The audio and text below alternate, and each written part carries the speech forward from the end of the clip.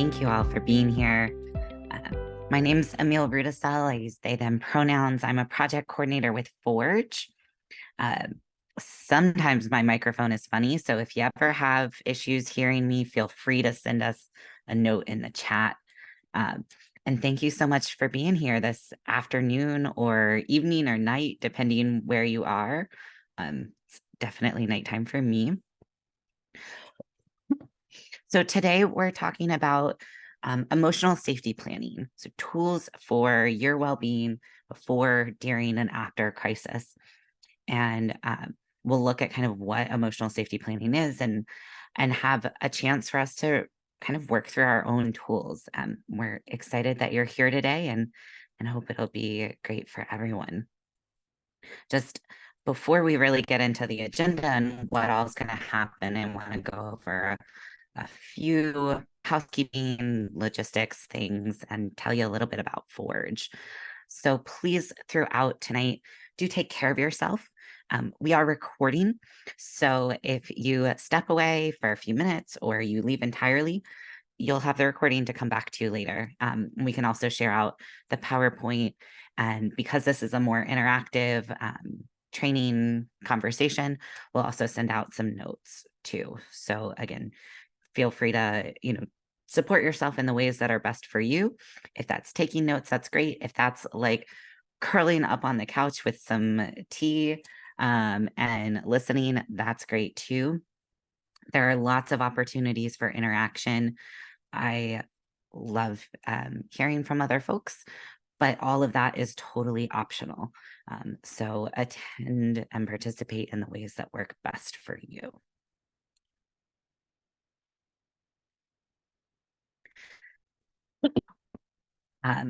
We are Forge. So Forge is a trans-led anti-violence organization, 29 years old, and started in Milwaukee, Wisconsin.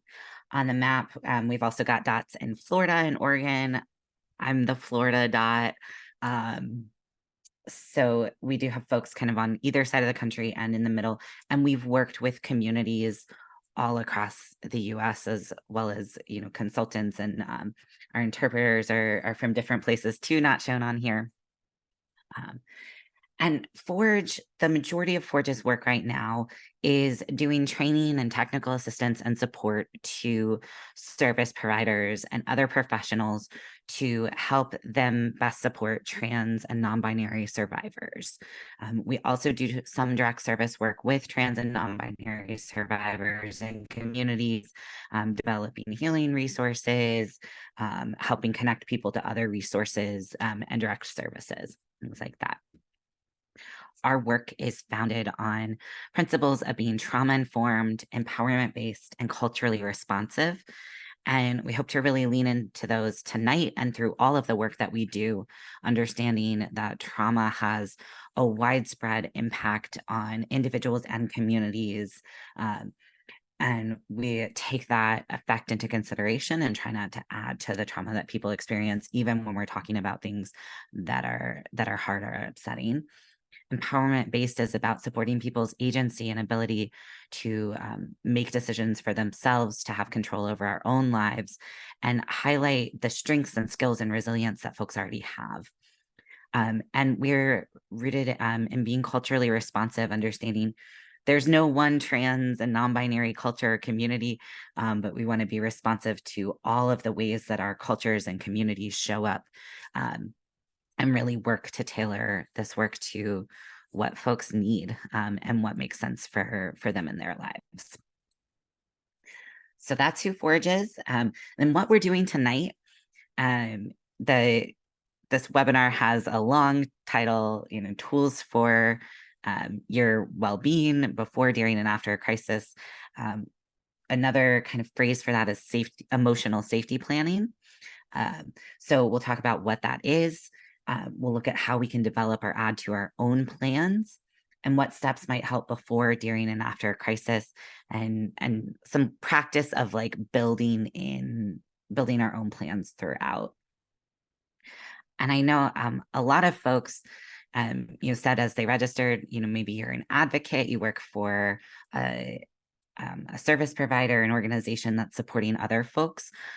As we'll see as we talk about emotional safety planning, this might be a tool that you use in your work, working with others. It's also a tool any of us can use for ourselves at any time to kind of think about how we're taking care of our well-being, how we're looking at and understanding crises, things like that in our lives.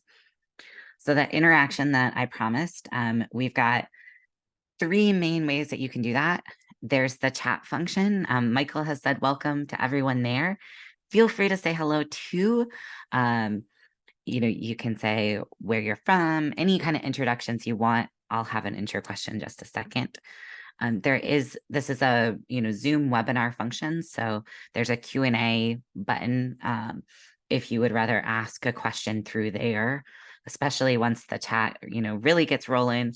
If you don't want your question to get lost, you can throw it in the Q&A. But my colleagues Michael and Caleb are both going to help me keep track of the chat, so we'll do our best to not miss things. And then we're going to be using a Padlet, which is a nice little website that we'll use where you'll be able to go and answer questions there. Caleb just dropped that in the chat, and I've got some questions later on that we'll send you directly to there and show you how you can use it. All right, I saw a couple hellos in the chat. Thank you all for that. As we get started and settled in, if you feel comfortable sharing this in the chat, you can. But if you don't, you can just take a moment and get a sense of your surroundings and see if there's one thing that you can see, touch, hear, smell, or taste right now that brings you some level of comfort.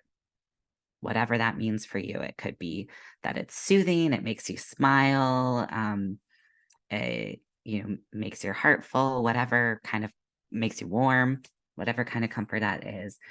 Try to identify one thing in your surroundings from one of your senses. And again, if you want, you can share it in the chat. And if not, just take a moment to notice what it is. I see the smell of tiger balm, my dog, candles. For me, I have some like glittery gold things over a lamp, and I'm almost never awake after dark, so it's rare my lamps are on. So it's a very pretty and unusual experience for me to get to see the sparkles. So that's bringing me some joy, that sight. And take a moment, if you feel comfortable again, to just say thank you to that thing or that creature or that person for existing in this world. Maybe thank you to the people who made it. Just a moment of gratitude for this. That could be a deep breath. It could be saying the words thank you out loud or saying them quietly to yourself. So I'm grateful to all the workers who make, beautiful, shiny things that we can have around our homes to bring us joy in this moment.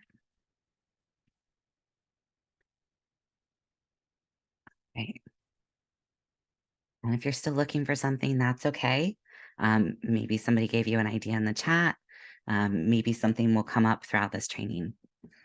But that's something you can keep in mind to bring you comfort.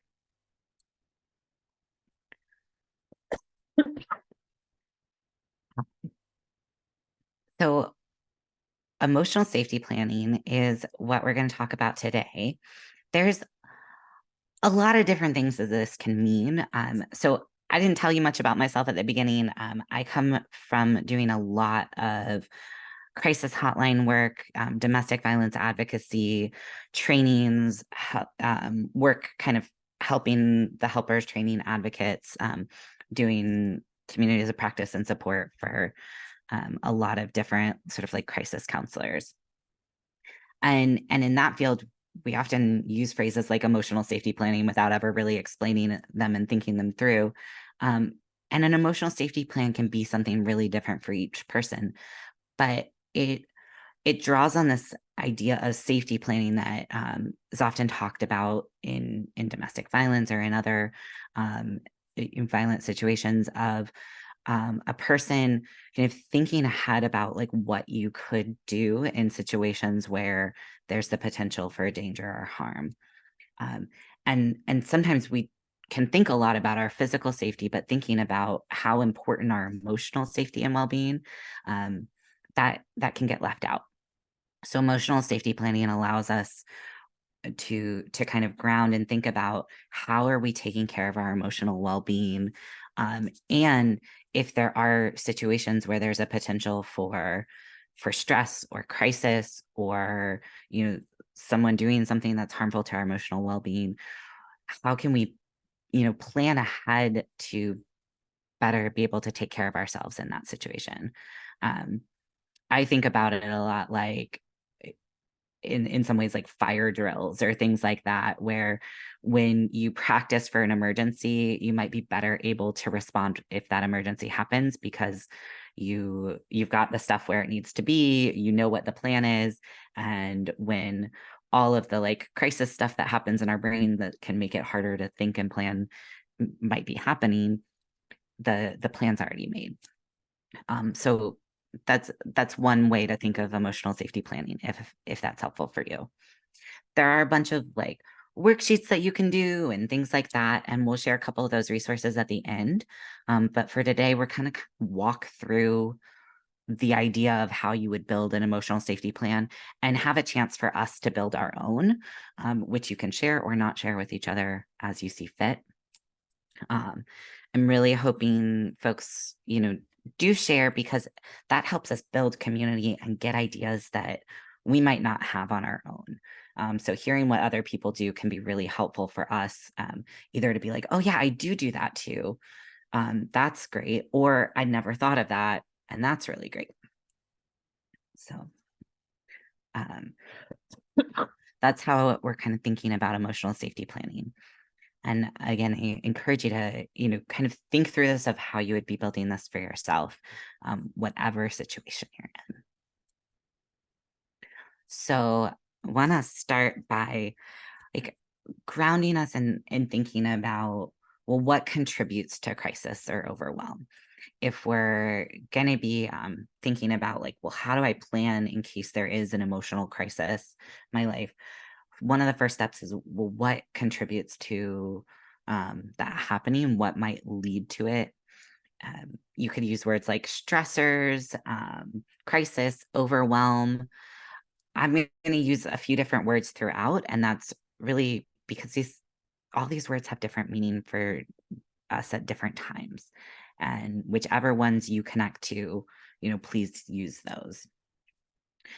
Um, so this slide has a picture of a bucket, and there's some arrows going into the bucket and a little tap on the side. A visual I've found helpful in my life is this bucket, and the idea that we only have so much room in our bucket for all the stuff that's going on. And when it overflows, that's when we can have maybe an emotional crisis. I got taught this as like a way to understand migraine symptoms. So maybe it's a physical pain, a flare up of chronic illness, things like that can happen. And it's rare that we're going to like totally empty out the bucket, but we can add in kind of layers of things to remove bits and pieces of what's in the bucket so that it's less likely to overflow. To do that, it can be helpful to understand what's going in the bucket. That can be challenging. So that can be things like trauma, current experiences of trauma, past experiences of trauma, historical and generational experiences of trauma, stress. Sometimes it's good stress, happy stress. Sometimes it's negative stress, loss, challenges, over or under stimulation, depending on what your stimulation needs are, lack of sleep, hunger, and many more things. So that we could do just this little picture. What are some other things that, sorry, y'all, that add to your kind of bucket of stress here? Anybody want to share, something that might be in the bucket for you.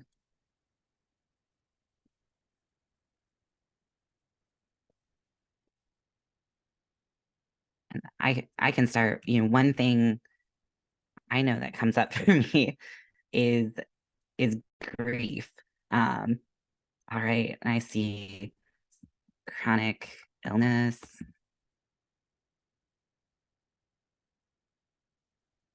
relationship.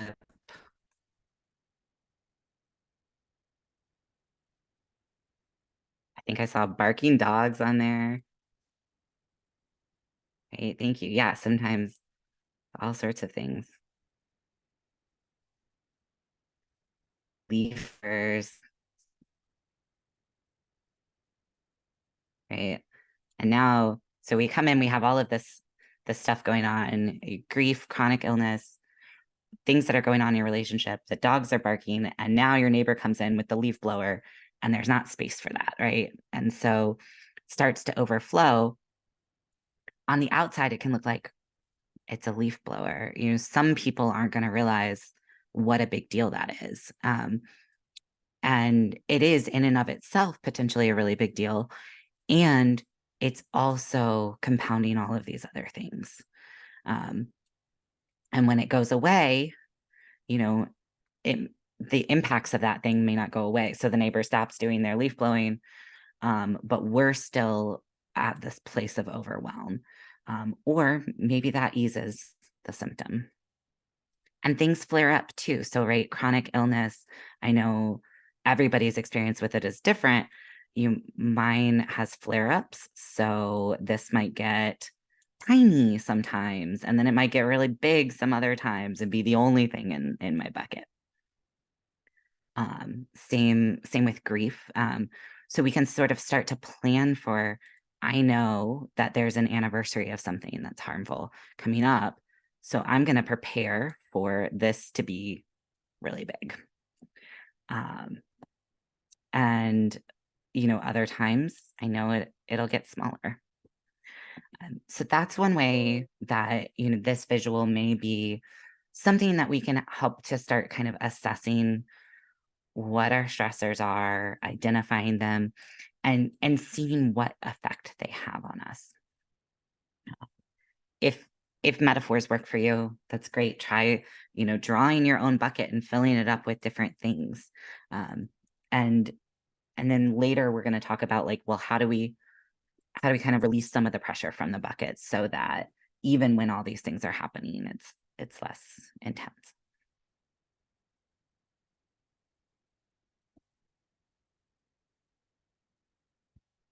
So we're also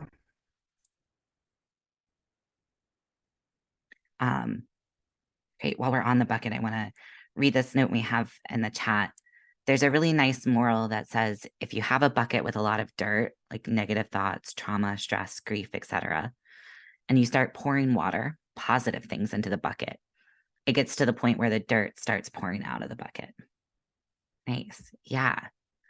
I like that addition, and that's really great. We use bucket metaphors a lot. This one, sometimes people are like, you can't pour from an empty bucket, meaning take care of yourself first so that you can help and share with other people. So there's a lot of ways we can do that, and adding in those positive things is, changing what's in the bucket or emptying out some of the negative things from the bucket. That's great. Thank you.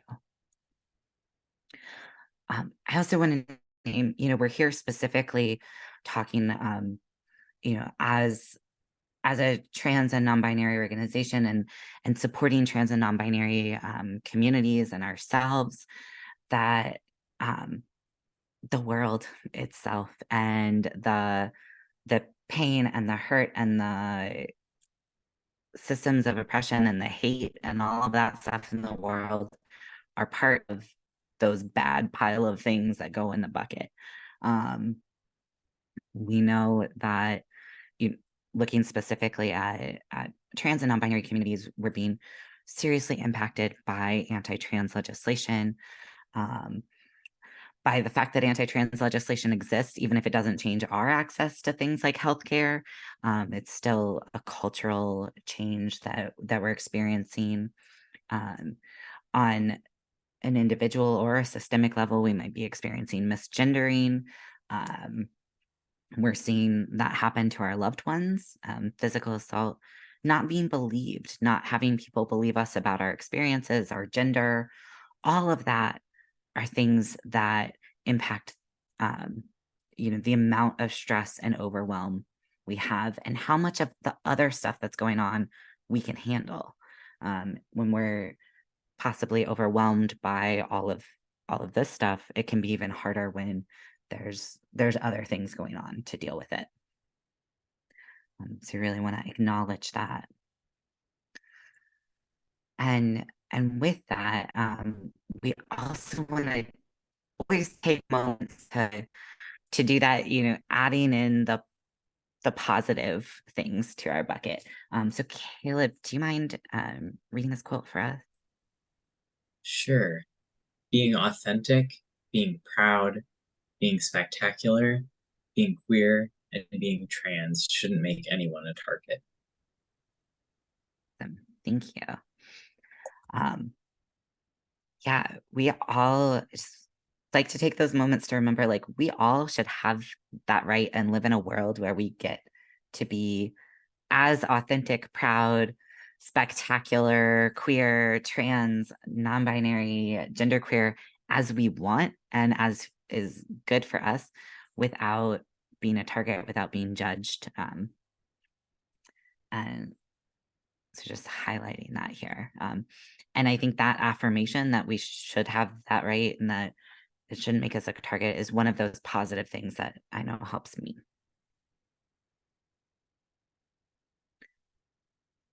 All right. So some first step of work for y'all, or next step of work for y'all, is we're going to think about what helps you to identify stressors or signs of a crisis. So you can answer in the chat if you want, but we also made this Padlet. And what you can do is it has each of the questions I'm going to ask up here. And you can click this little plus button to add an answer.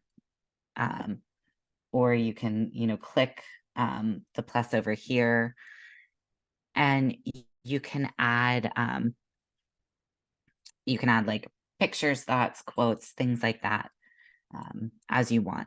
And this will help all of us to kind of co-create that, because what we want to do is be able to identify, like, when more things are getting put in the bucket. How do I know my bucket's getting too full of the things that cause me overwhelm or crisis? So question is, how do you identify stressors or signs of a crisis? You can add in the chat or on the Padlet. And I will just give a moment of silence for folks to think about it.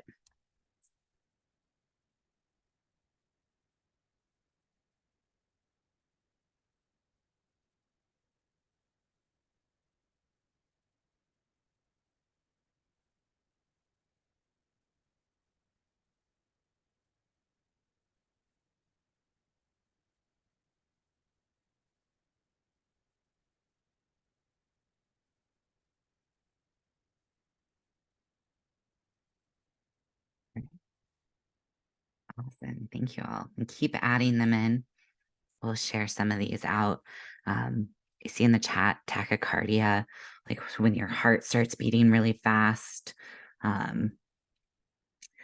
Self-care decreases, stuff like sleep, bathing, eating, going to appointments, all of that. Yeah, absolutely. Sometimes it's like, I don't know when I last took a shower. That can be a sign to me that maybe I'm feeling a little overwhelmed. Withdrawing from friends and family. I feel like I want to cry or scream. Sensation that time is very sparse. Thank you for that wording, that feeling like there's not enough time. Mental health symptoms intensifying. becoming cranky or short-tempered. Yeah. And all of this, these are such helpful answers. And I know, years of like doing trainings on self-care and taking care of ourselves and stuff like that. There's still, for me, a gap in like I'm getting cranky and short-tempered before I'm like, oh, I notice that that is what's happening. It can be, feels like that's the way it always is for a little while before I'm like, wait, I don't always feel this way. I'm feeling different than normal.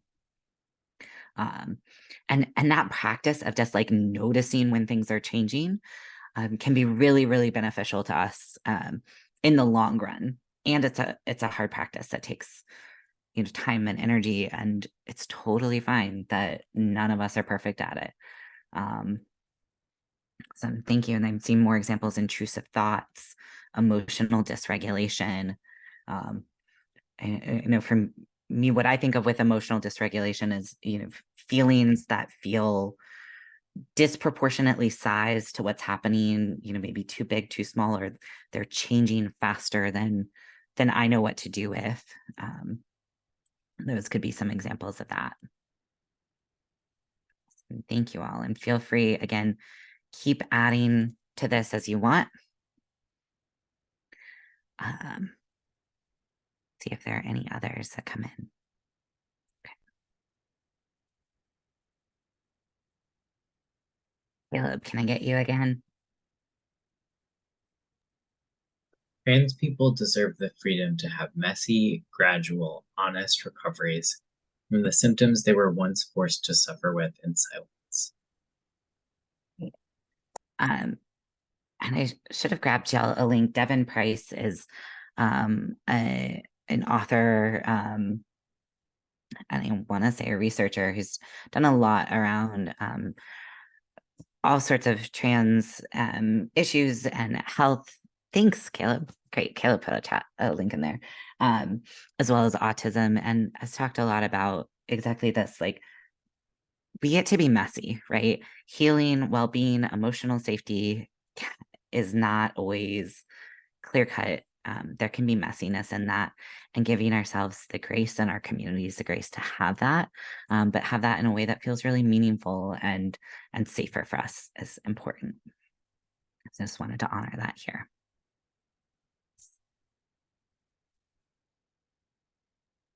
All right. So this is super fast version of emotional safety planning, right? So we've talked about identifying our stressors. Now that we can do that, we know things are getting stressful, we're overwhelmed. What are some of the tools that we can use? And I love, this is a picture from a recent photo shoot we did. And I don't often get to hang out with babies, but like getting a baby to stop crying is like one of my favorite activities in the world. It is so satisfying. So this felt like a very good picture here for thinking about preventing overwhelm and how we can show care and tenderness for someone else who's like feeling their feelings really big, a crying baby, and be present with that. Also, sometimes a crying baby is like one of the, like a barking dog or a leaf blowers that adds to our bucket. Two things are true at once. So a couple things that I've come up with before we get y'all's thoughts. HALT is an acronym for hungry, angry, lonely, tired. And you again, like years and years ago, whenever I first heard this, I was like, ugh, it's so cheesy. But like the number of times I need to be like, maybe you're hungry. Can you eat something and then address this problem? Is quite impressive. It doesn't mean that our problems don't exist and aren't real and aren't big and huge, but if we can address things like, are we hungry? Are we lonely? Has anyone given us a hug if you like hugs in the last day or week? Have you been able to sleep recently?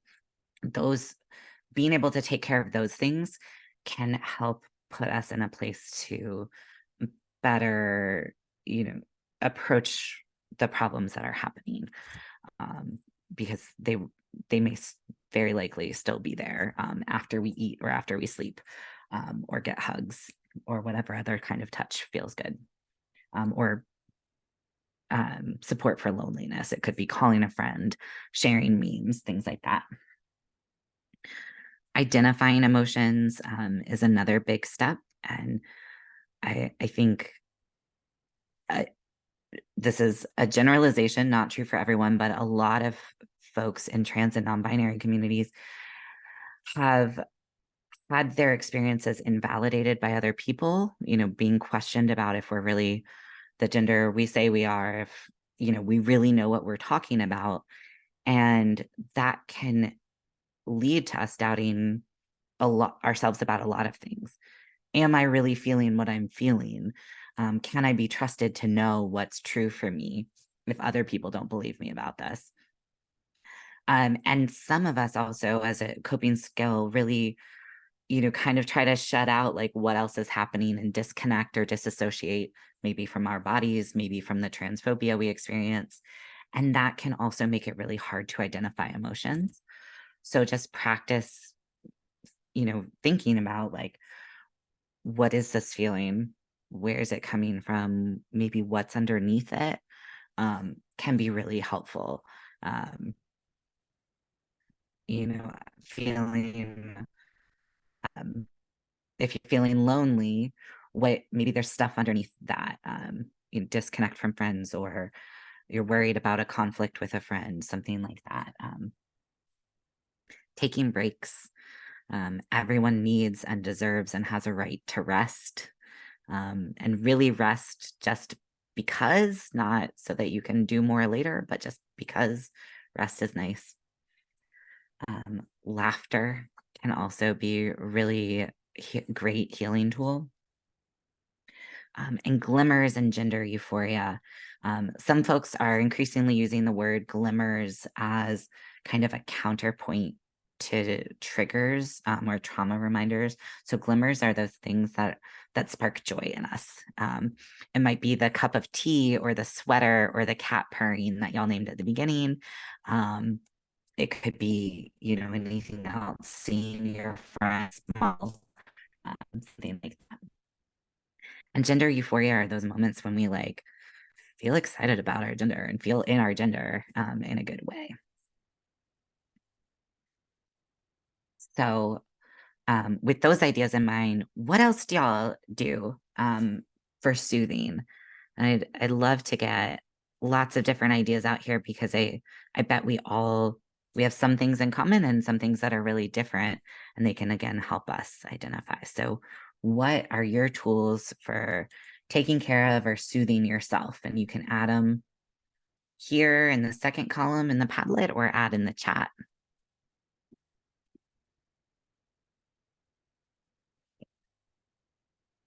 And if you're not someone who likes to share, it's a chance to breathe or stretch, or you can do that while you're sharing.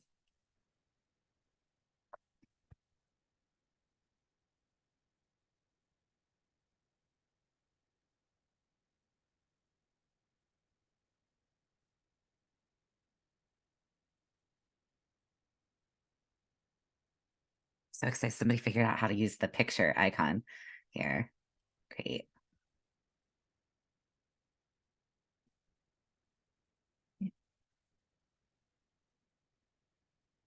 Caleb, do you want to share out a couple of these? Sure. I see communicate with another person, a non-stressful encounter. There's a photo of a shower. I love that.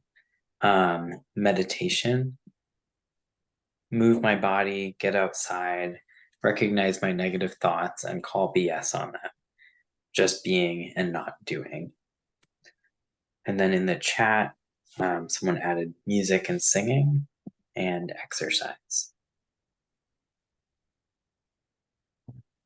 Of all of these. And they can all, look really different for us, which is great. I think one thing this has got me thinking about now is, music and singing. where do I want to go with that? Uh, like it's awesome that we change across our lives, right? Like our bodies, our minds, our brains, our communities all change as we live. And sometimes I think about like, what did I do 20 years ago that brought me joy and fun? And would that still bring me joy and fun? And like, yes, in a different way. My body can't do the same things it used to, and that's fine. But like, blasting music and dancing around, um, brought me joy then, and there are ways I can find that still. So it's a good reminder. Um, Calling BS on negative thoughts. And for some people, I know for me, this is a way I can bring like humor or laughter in, is like, you know, calling making up like funny names to call negative thoughts a jerk, or but something funnier that I can't think of right now. Give yourself a good joke to name to like call the negative thoughts and kind of point them out. Or like, hey, don't talk to my friend that way. Um, when it's how your brain is talking to you about you. It's kind of be great. Awesome. We've got a couple more in here. I'll read these out. Cross-body tapping. So being in nature or just near something green. Um, Grounding. 5 things I can see, 4 things I can hear, 3 things I can touch, 2 things I can smell, and 1 thing I can taste. Yeah, excellent. And there's a lot of different grounding tools out there for folks that those work for. Um, Definitely even having them like written down. I know I can't always remember, like I'm like, I know it's 5, 4, 3, 2, 1, but what are they? Um, so if you're like that and it works for you, writing them down so that you can look at it and see it. Seeking a hug from a person, animal, or stuffed animal. Definitely. A great movie, sometimes funny, sometimes sad. Excellent. Thank you all. And if you see something that somebody else said that you like, you can heart it, or you can just like steal it and write it down on your own emotional safety planning. It's a collaborative process here. And I think the other thing I want to add here is it kind of like the next step in this is like, which of these tools works when? Um, so, again, kind of leaning into the personal examples, watching a movie, you makes me think of like sometimes when I'm having a tough time, but I'm having a hard time releasing that feeling, like I will watch TV shows that I know make me cry. I'm like, I'm gonna go to that episode where I will cry, and it's great. um, because it helps me to release stuff that I was having trouble getting out in another way. Other times I'm like, I need the comfort show that something that feels safe or will make me laugh or something like that. So as we use these tools, you start to figure out like they don't all work the same and in the same way, but which one works at what time. Does anybody else have other examples like that they want to share, either in the chat or add in here, of just how you figure out what to use at what times?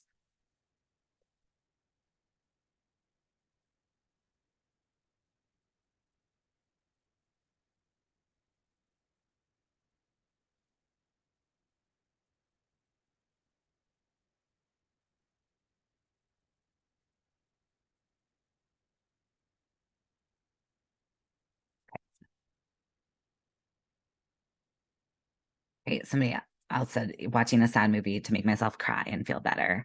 Yeah. Um, Drink water. Yes. Everybody, if you have water with you, anytime somebody suggests drink water, take a drink of water. Um, and we have in the chat, I tend to think about my primary love language and lean into those things for comfort. Great. Also invite us, if you haven't already, maybe privately thought of them, what are some of the soothing things that we can do specifically around our gender, being trans or non-binary or not. I'm not, I don't know everybody's gender here. Where do you feel gender euphoria? Where do you feel surrounded by people who really see you or get you? Um, those can be things to add to kind of our toolbox of soothing. Um, you know, it's something I often notice kind of after the fact is like getting to be in a space where like I can just fully be myself. Feels really different and feels really refreshing in a certain way. Or I can make, jokes related to queerness that people get, that I might not be able to make in other spaces or have be understood in other spaces. So, all right, keep adding in here. If you like, um, this is great. And this Padlet will be, continue being available. We'll take notes from it. So even if I move past a question, please keep adding in there.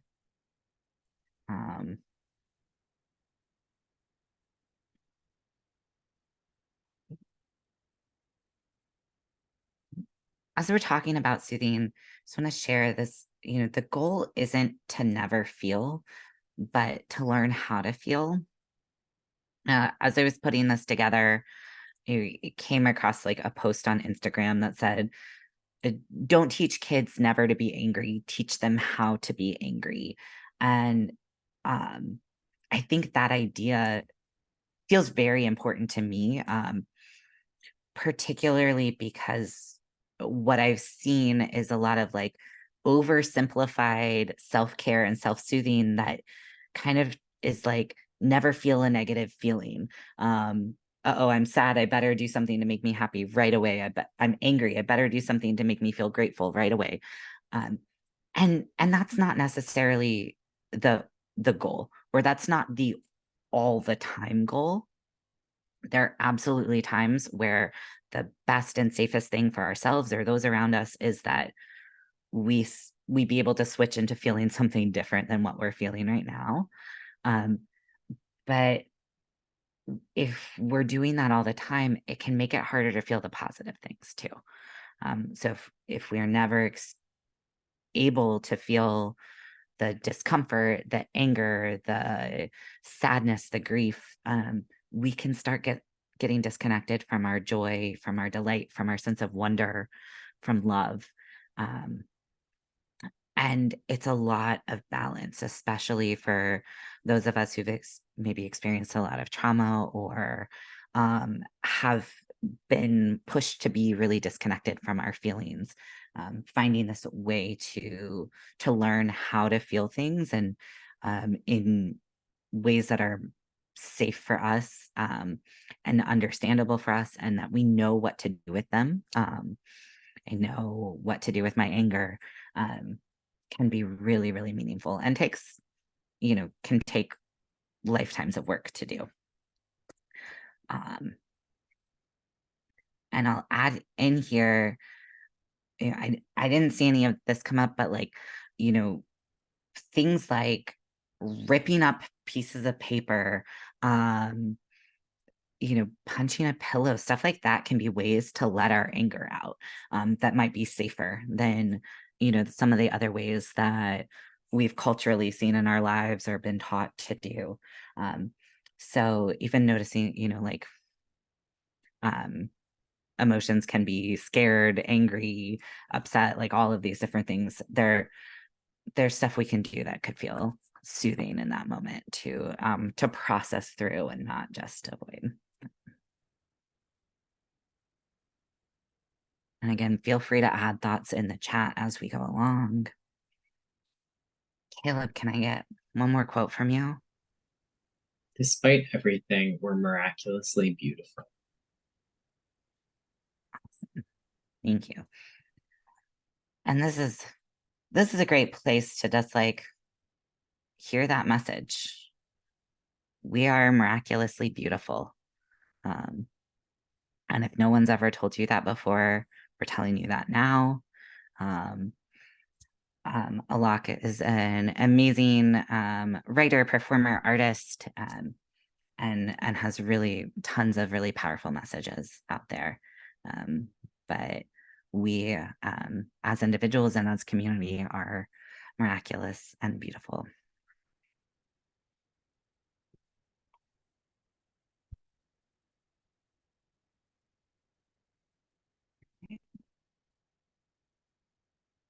So kind of a little bit more, continuing on our emotional safety planning track, as we talk about self-soothing, right?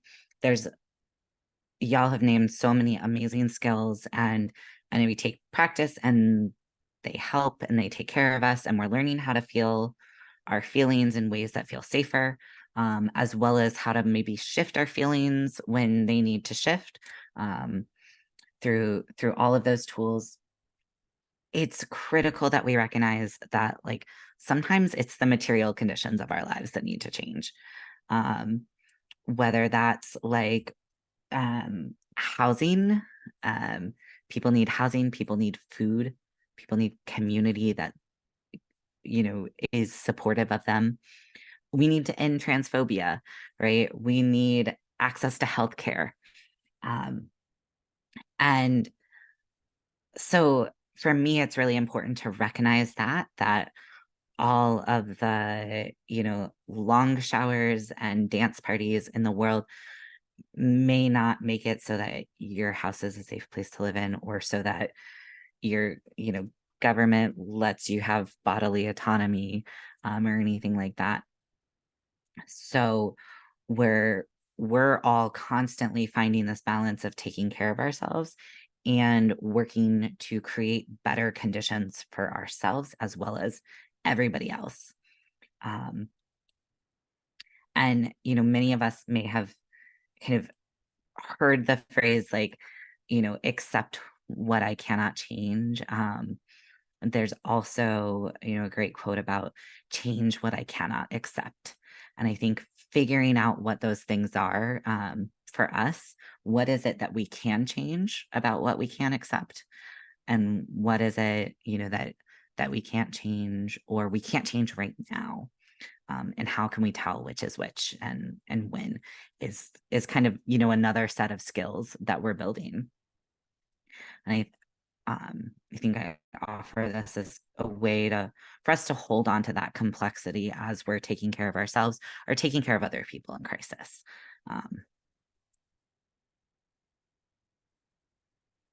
And to do that, to make change, to change material conditions, to take care of ourselves, we're going to need community and support.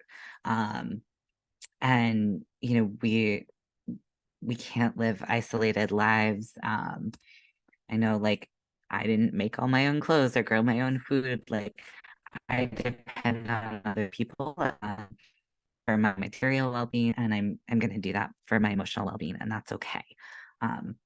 So, but we also know that trans and non-binary communities are sometimes more isolated, and that there's a lot of loneliness in the world, no matter how isolated we are. And that connection can be hard and it can be scary. So the conversation here is what helps. If we know that we want to ask for support or to build connection with others, what helps you to seek that support? It might be helpful to think about, like, what tips do you have for others who want to build their support network? So what's something you've done that's been helpful?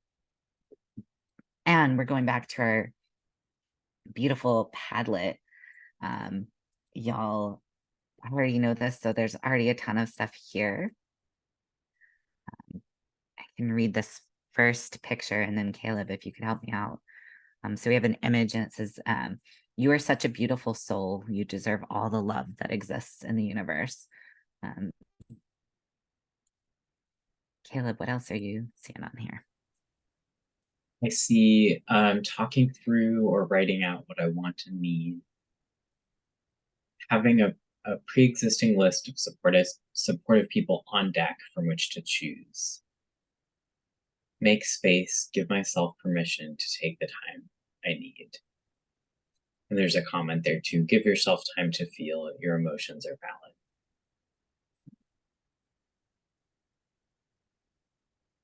Great. Y'all.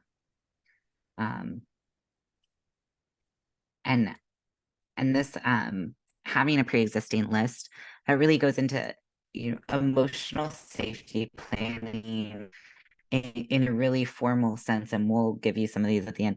Like, you can write down a safety plan, and so that can include this list of who are those supportive people, and I might even call them and tell them that they're that person ahead of time.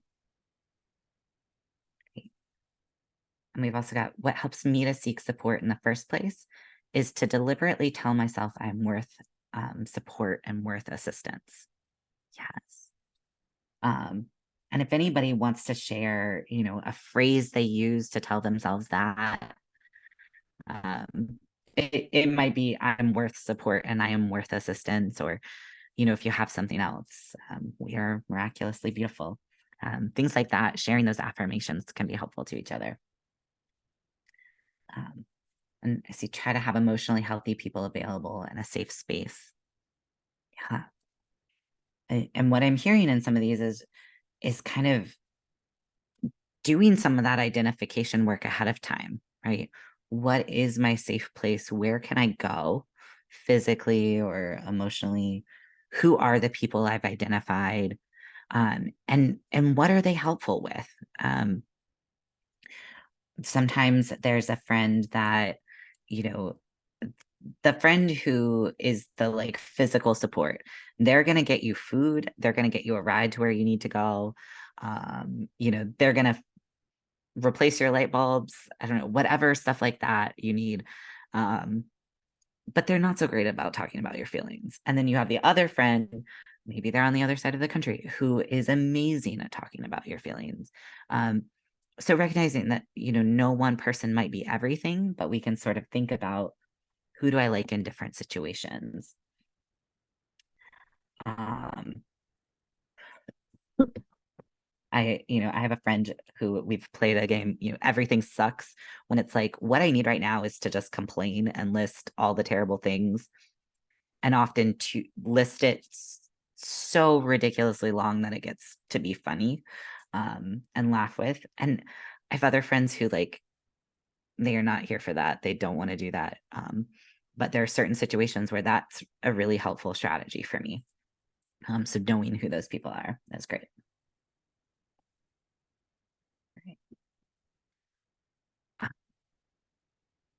So y'all have identified a couple like ways to produce good. Okay. Y'all have identified a couple ways to sort of think about and identify who folks are. If you don't have folks already, that's okay. Again, we know so many people are feeling isolation. Our communities have changed a lot in the past few years, and a lot of our friends are having a hard time too. So we're all constantly kind of in this work of building these relationships and trying to deepen our connection with them. So these conversation starters are adapted from Body Justice Therapist's Instagram post. And this person had some lists as therapists that they could ask about building relationships with folks that they worked with. But the questions really resonated for me as things we can use in our communities, not just as like provider client type relationships, but friend to friend. And it's things like, how do you want to be cared for? Can I share with you some of my experiences? Can I tell you how I like to be cared for? What makes you feel safe to navigate conflict or crisis? And that can be really helpful if we're thinking about friends or other people. Maybe it's a coworker, maybe it's a family member, maybe it's a professional like a therapist, that you want to be a support person when you're dealing with crisis. Asking, how does our relationship feel to you? Can help get clarity, can help you kind of figure out what's going on. And then this one I just added, this is not from Body Justice Therapist. I saw this cool tool called pod mapping. Want to look at it together? I'll tell you what pod mapping is in a minute, but if you have folks that you want to deepen a relationship with, sometimes sharing, hey, I heard about this thing. Can we talk about it together? Will you listen to this podcast too? Will you read this article? Go rewatch this webinar that was recorded, stuff like that. And then we can talk about it. Can be a good introduction. So pod mapping is another specific tool that folks from the Bay Area Transformative Justice Collective have really highlighted. And it started as a tool for thinking about transformative justice and how do we build safety and accountability in our communities outside of police and prisons. And one of the ways to do that is through building community and knowing who our people are and who we can go to for help and who will help hold us accountable. And so pods are kind of this idea. And we can use a similar exercise or tool to map our support networks. So in the visual, there's, a circle in the middle, that's you. And then circles around that are like the closest, strongest supports. And then we have a support outside of that, and then even more people around the edges. And so taking time to identify who's in these different circles and what do you go to them for? What's your relationship like?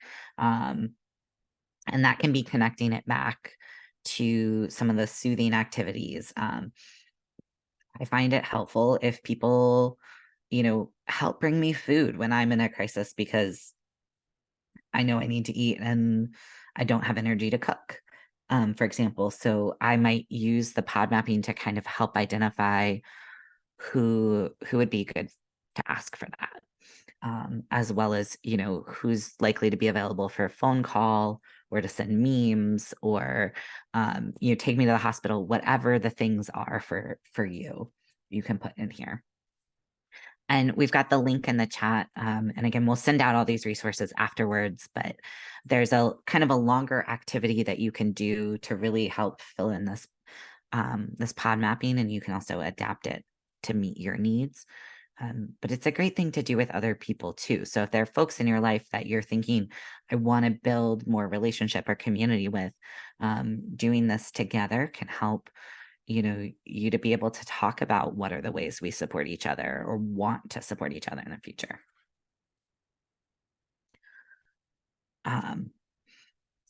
And so some other things that we can ask our communities as well as ourselves throughout, before crisis, even during a crisis, if you're able, and after a crisis, how can we help each other be heard?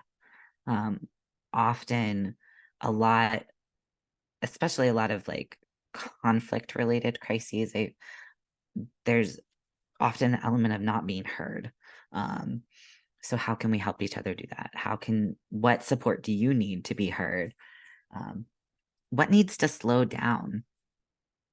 Someone earlier mentioned feeling like time was really scarce. And someone else mentioned, our hearts beating fast. Is there something that needs to slow down? Am I making a lot of assumptions without checking to see if they're true right now? Can I slow down and notice that I'm doing that? Can I slow down and notice, what my body needs or what feeling this is? It feels like anger, but maybe it's actually fear, something like that. Are there ways to move towards safety? Again, thinking about some crises are about our safety. It could be our safety to ourselves. It could be other people are unsafe to us. So what are the ways we can move towards either emotional safety or physical safety or any other kind of safety that is needed for us? I'm curious. For me, this relates to slowing down. What do I need to be curious about? What's happening? Am I making assumptions? Am I sticking to like, oh, this one thing is absolutely true when I could be more curious about the situation? Are there basic needs that need tending to? How can I work with others? And what do I want to plan ahead for? And if you have other questions, you find yourself asking yourself, or tips that you have for yourself, please, again, share them in the chat. Or if any of these really resonate with you, let us know.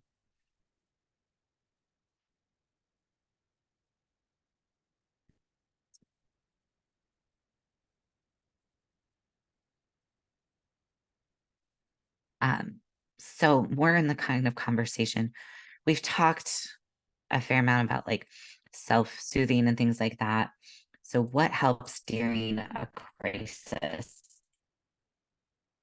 Y'all are jumping ahead. It's great. I love it. So if you're not sure, it might help to go look back at this, like, what are my self-soothing things, or how do I care for myself? Some of these may be helpful in crisis situations, and some of them are not. I know, we talked a lot about like movies and media and things like that. Often in a crisis, I'm not gonna watch a movie. Some people do, but that doesn't work for me.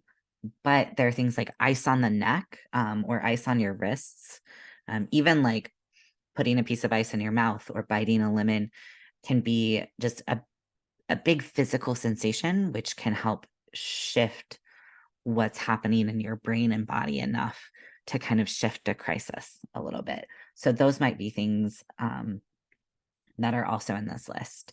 Again, each person's going to be different. Caleb, I'm going to keep drawing on you. Do you mind sharing out some of these? Yes, I see. Write down a list of all the things that have helped me personally during previous crises and keep it updated and on me at all times. For me, that means on my phone. Give me time to process, then listen without judgment or fixing when I'm ready to talk. Trying to slow down, trying to make deliberate choices rather than reacting to the crisis feelings of urgency. Just be there. Sometimes I don't need for you to talk or give advice or tell me what to do. Just listen, be there, stay. Make a list of which people or resources are good for which situations or needs. In the chat, someone added, find a quiet, dark place to rest. Breathing. Awesome. Thank you. And I see these are kind of, if you're looking on the webinar screen, I know these are tiny, but in the write down a list, we have some specifics, like if I have racing thoughts, here's my racing thoughts medicine, and here's where I keep it. Who can I ask to take over this task for me? Or what can I pause? A pre-written message I can send to a list of people, helping professionals I can contact. A list of the most helpful meditations on the Calm app. Yeah, favoriting things, having that list ready. And thank you for everyone. And these really build into that kind of idea of the emotional safety plan, is knowing what helps during a crisis and often having it written down or told to somebody else who's going to remember it, or a picture on the wall or a booklet or whatever way you keep it can help us just to remember this when the crisis happens. So these examples of, maybe I know in a crisis I can't come up with words, but I can pre-write a text message and I can copy and paste and send it to these people, and I'm gonna remember, that's where I've saved this.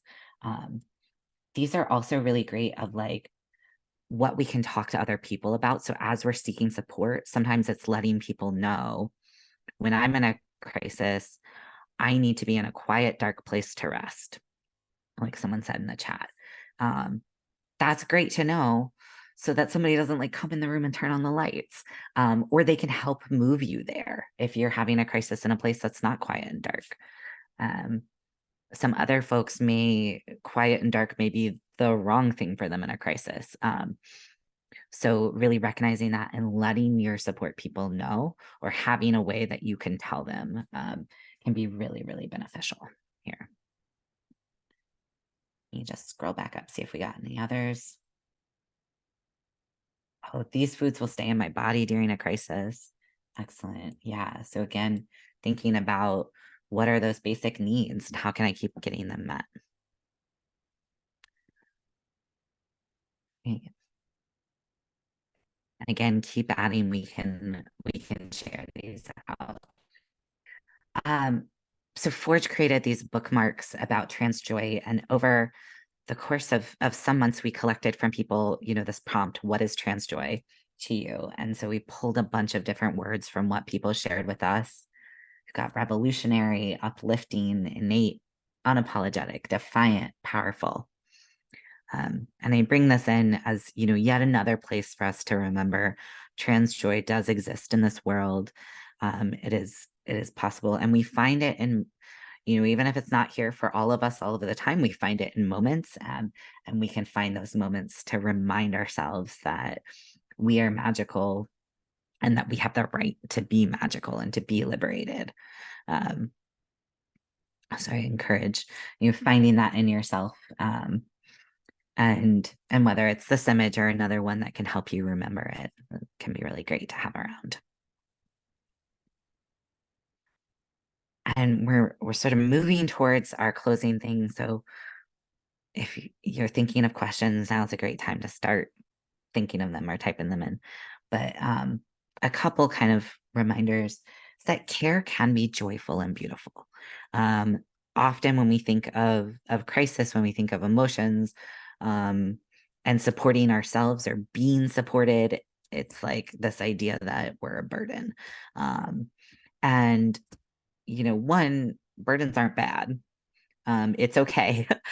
And everybody needs other people. That's how we live in this world. But also care, supporting other people can be joyful. It can be beautiful. It can be such a profound and amazing thing to have someone be there for you when you're in crisis and to be there for someone else when they're in crisis. So it is okay to ask for help, and, sometimes letting other people help you is a gift to that other person because it's something they really want to do, and brings them joy to be a close part of your life. And we can also find ways, sometimes care is joyful and beautiful in that the ways we care for each other is like sharing food or playing a video game or laughing or sitting quietly side by side and doing our own thing. And all of those things can be really beautiful.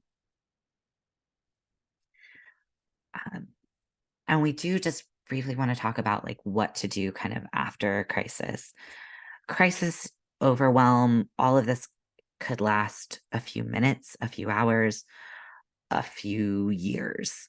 There's not like one set time period, but often the intensity at some point will change. And aftercare is such an important part of what we need. Whatever the crisis was or is, having feelings after it, having big feelings, is okay.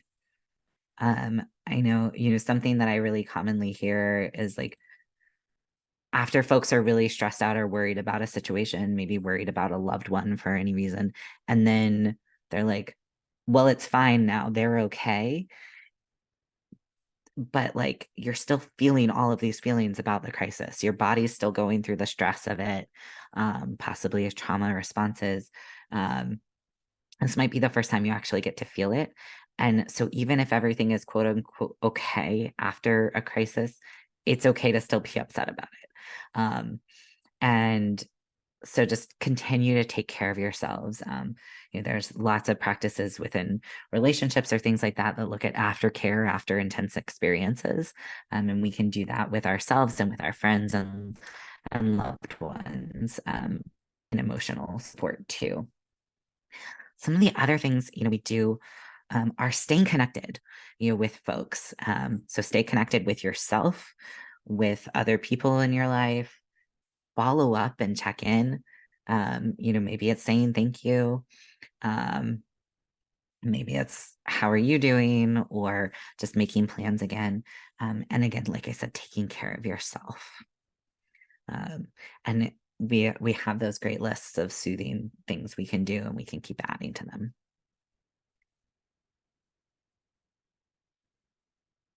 Other thing just to remember is that you can't do everything, but you can do something. So whether you're here thinking about your own emotional well-being, or you're thinking about the other people in your life that you support, we can't do everything, but we can do something. And each something that we do helps lower what's in that bucket a little bit.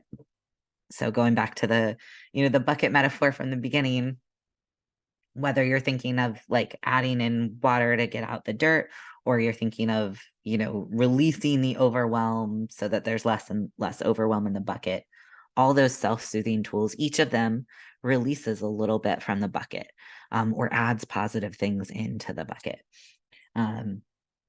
We can't always do every single one of our coping mechanisms, but sometimes we can do a little bit, and each little bit helps. And if we're taking care of other people, we do one piece, somebody else does another piece, and it can add on. That also takes away the pressure from us. You do not have to be perfect. You do not have to do everything. You get to be, and you get to be, miraculously beautiful as yourself. All right. So, we're at kind of the end. I want to take a moment to hear what folks are taking away from this training, and also an opportunity for questions. The next slide is questions. So I'll leave up this, give you a minute to think about and share in the chat. And then I'll share all the resources we have for you, and answer questions. So if you can think of stuff that was helpful to you, or thoughts that came up, feel free to share them. If you've got questions, share them. You're not typing in the chat, drink some water.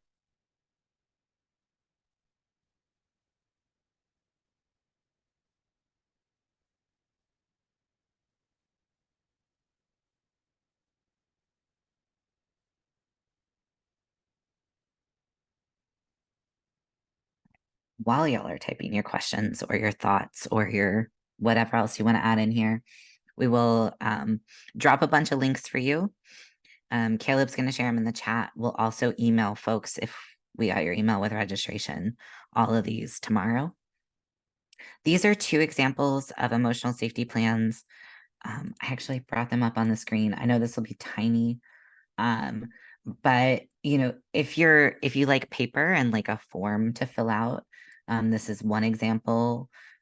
Identify warning signs, building your toolbox, naming your plan.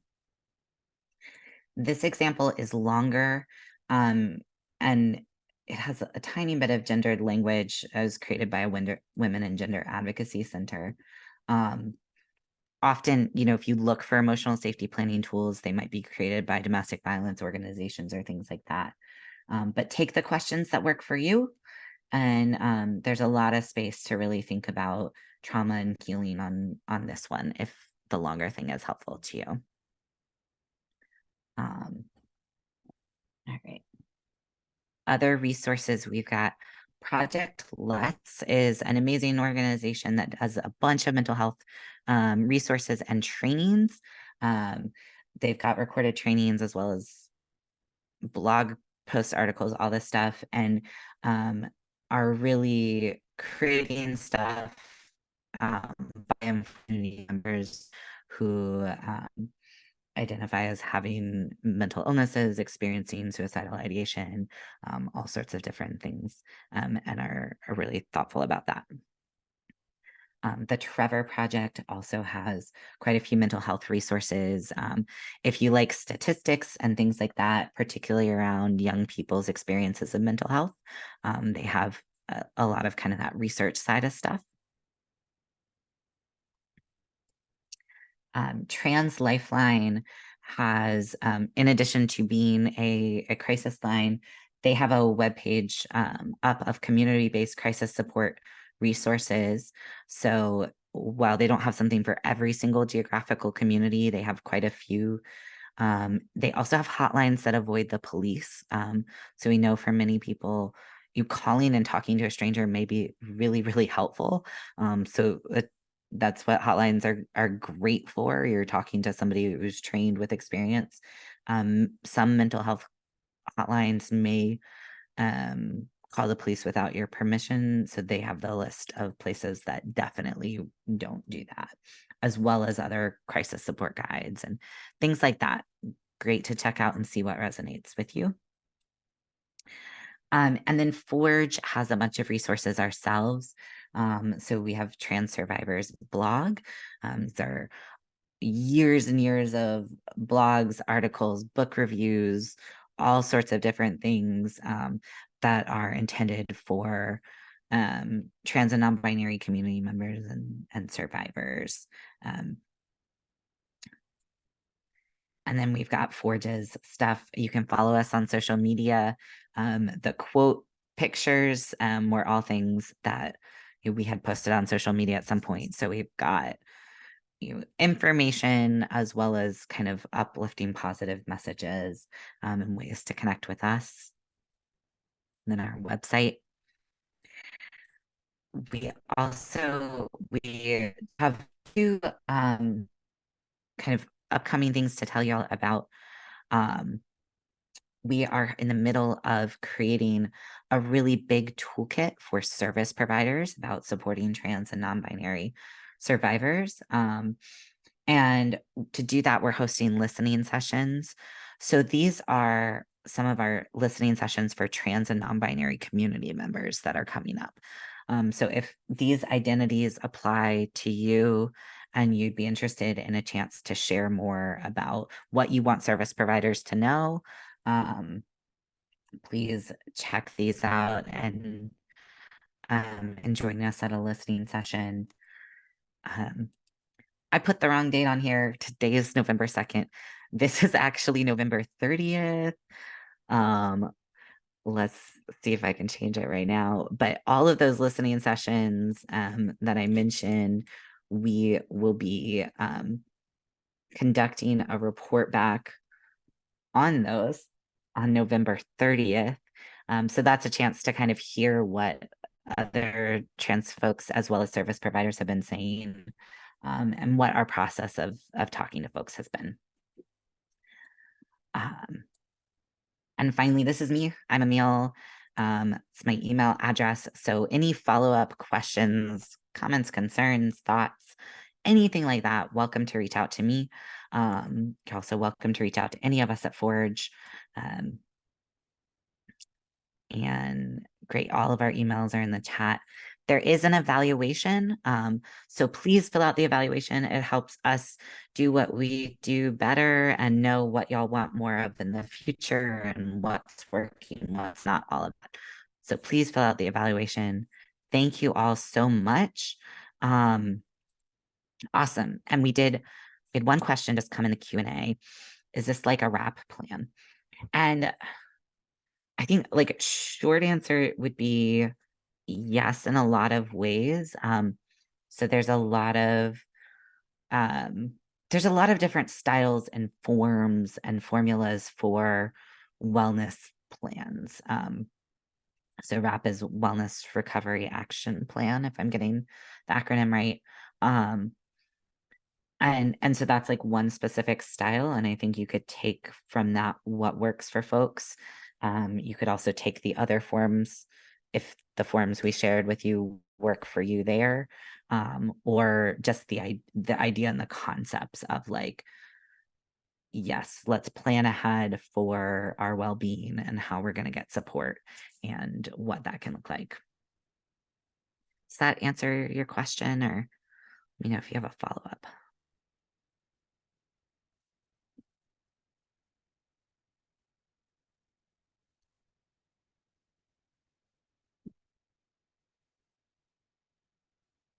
Scrolling through the chat for any other questions.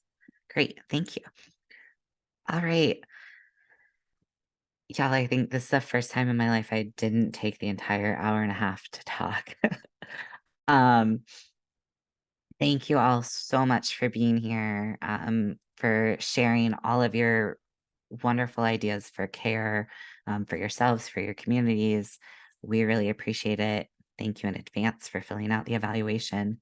Um, Stick around for another minute or two to see if more questions come in, but you're free to head out for the night. Um, and again, we hope to see you around at more stuff in the future. Take care, everyone.